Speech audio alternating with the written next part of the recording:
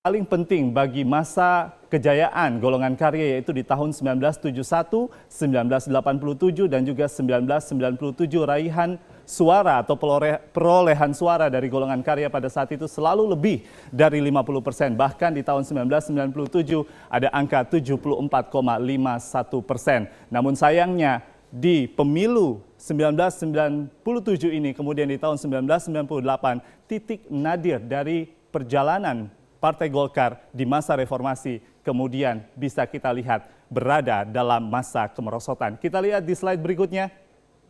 Ada 4 titik masa pemilu yang akan kami tunjukkan dari tahun 1999, 2004, 2009, kemudian 2014. Bisa kita lihat komposisi nilai perolehan suara selalu di bawah 30%, bahkan yang terendah di pemilu 2009 Golkar, dalam hal ini Partai Golkar, mendapatkan perolehan suara terendah 14,4%. Ini berada di posisi kedua setelah Partai Demokrasi Indonesia Perjuangan.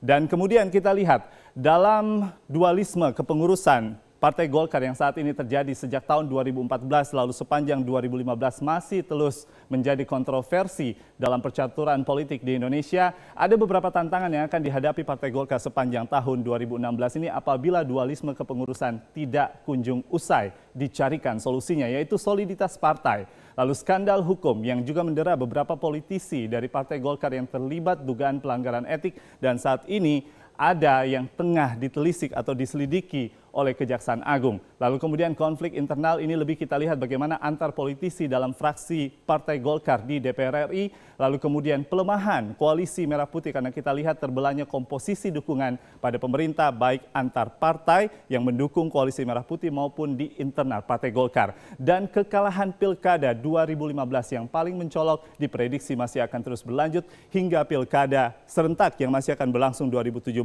dan juga diprediksi akan terus berlangsung pada pemilu 2019 apabila unsur dualisme kepengurusan ini belum bisa usai dicarikan solusinya. Kita lihat di slide terakhir, ada prediksi yang dilakukan oleh Lembaga Survei Indonesia LSI bila pemilihan umum dilakukan pada hari ini, tepatnya di 2015 atau 2016, maka perolehan Golkar hanya 7,8% suara. Dan oleh Bambang Susatyo juga menyebutkan Lembaga Survei Indonesia sempat mendeteksi bahwa posisi Golkar ini ada di posisi kelima setelah PDIP, kemudian Gerindra, Demokrat, dan juga Partai Kebangkitan Bangsa. Lalu pilihannya kini apakah Golkar masih akan terus berada dalam masa kegelapannya di sepanjang tahun 2015 hingga menyongsong 2016 ini? Tentunya jawabannya ada dalam internal Partai Golkar, baik poros muda maupun para seniornya.